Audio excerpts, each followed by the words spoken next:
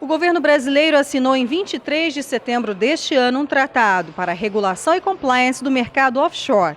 As instituições financeiras do país ainda estão em processo de adaptação. Eu sou Luciane Miranda e este é o São Paulo Direct da Ducascop TV.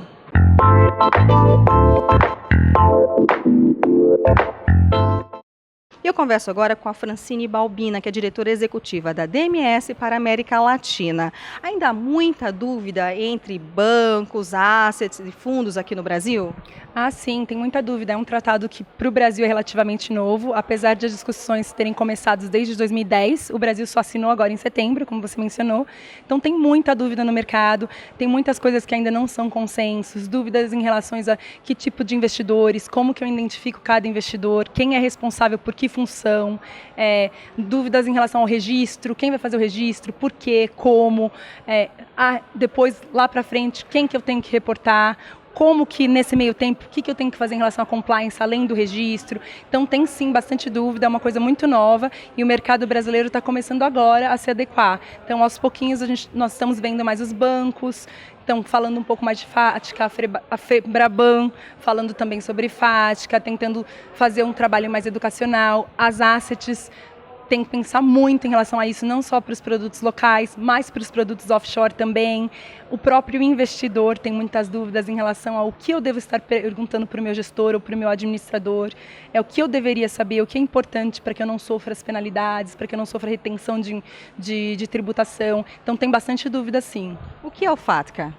O FATCA é o Foreign Account Compliance Act, que surgiu nos Estados Unidos no ano de 2010. A ideia inicial era de identificar os americanos fora dos Estados Unidos que não estivessem pagando seus tributos corretamente, porque nos Estados Unidos eles são tributados na sua dimensão mundial, né, e não somente para a residência, por ser cidadão americano. Mas o FATCA hoje, em 2014, evoluiu muito e virou um tratado mais global, onde diversos países têm assinado para essa troca de informação. Então a ideia é trazer mais transparência ao mercado, principalmente ao mercado de fundos offshore, de bancos que estão fora do Brasil, que estão em ilhas como as Ilhas Caimã, como o BVI, em países como a Suíça, como o Luxemburgo. Então trazer mais transparência.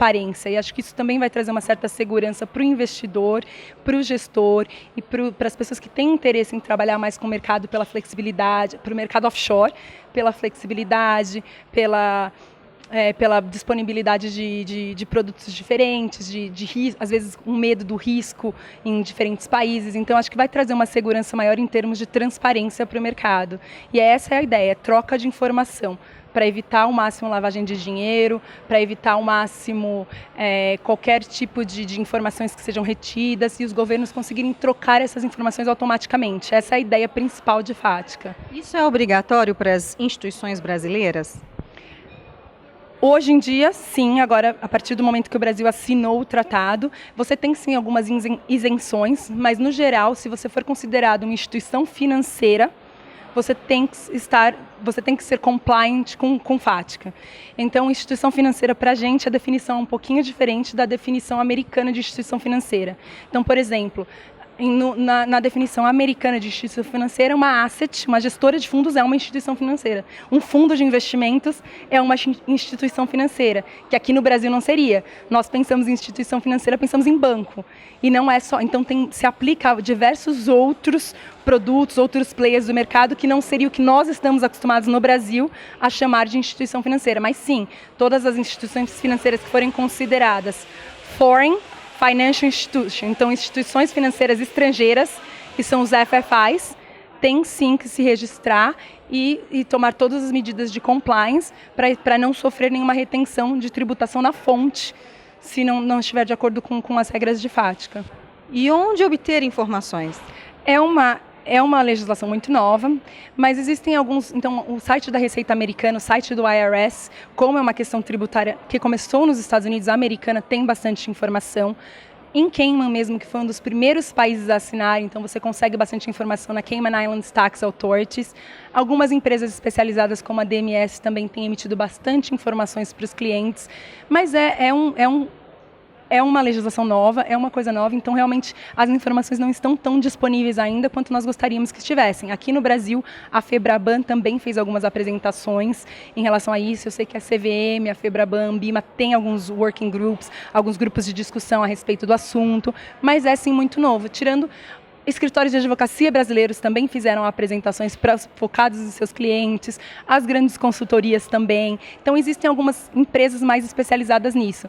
Realmente é uma informação que ainda não está completamente disseminada para o público. Você tem que procurar bastante para conseguir encontrar. Agora, para o investidor que sempre teve investimentos offshore como vantagens fiscais em outros países, como é que ele lida com uma maior regulação a partir de agora com a FATCA?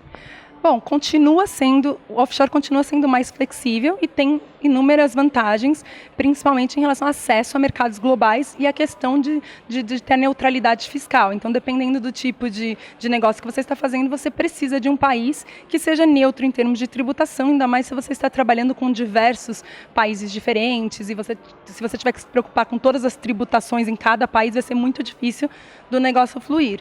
Mas, realmente, eu acho que para o investidor traz uma certa transparência. Então, por um lado, sim, aumenta um pouco o custo, porque cada provedor de serviço vão ter mais obrigações, portanto, eles vão ter que ter sistemas diferentes, fazer atualizações, então, com isso, o custo aumenta, mas, na contrapartida, te dá mais transparência. Então, te dá uma confiança maior para poder fazer investimentos lá fora, de que o seu negócio está sendo bem cuidado, que você tem mecanismos de governança, de melhores práticas, que eu acho que um pouquinho começa a se assemelhar um pouco com a indústria brasileira, que a CVM preza muito isso, a Ambima preza muito isso, de melhores práticas, de governança, que lá fora às vezes era uma coisa mais solta e está começando a se adequar. Óbvio que ainda não tem, nem chega perto. Você pega, por exemplo, um fundo de investimento em Cayman, não chega nem perto das obrigações que nós temos perante a CVM. Mas sim, eu acho que diminui muito a questão de lavagem de dinheiro, é uma troca de informação para quem está fazendo tudo certinho, tudo correto, como a gente espera que faça, usando o mercado offshore como ele deve ser usado mesmo por maior flexibilidade, para maior liquidez, para investir em outros mercados ou para captar recurso lá fora, que vai investir no Brasil, eu acho que vai ser ótimo. Para quem, na contrapartida, estava fazendo alguma coisa que de repente não é tão bacana, acho que aí eles vão ter mais dificuldades com essa nova regra. Mas acho que para o mercado é muito bacana, é maior transparência, para o investidor, te traz mais credibilidade, acho que vai ser uma coisa bem interessante. O prazo de adesão é 31 de dezembro. Quais são as primeiras etapas para uma instituição financeira aqui no Brasil, por exemplo? Bom, a primeira etapa é fazer essa identificação de quem deve se registrar ou não.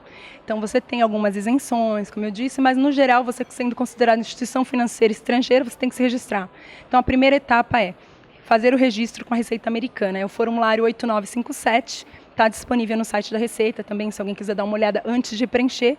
E a primeira parte desse formulário é, na verdade, uma classificação de qual que é o seu status de FATCA. Então, o que é a sua instituição financeira? Então, ela é uma asset, ela é um fundo de investimentos, você é um banco, você é uma pessoa física, uma pessoa jurídica, você tem que fazer essa identificação.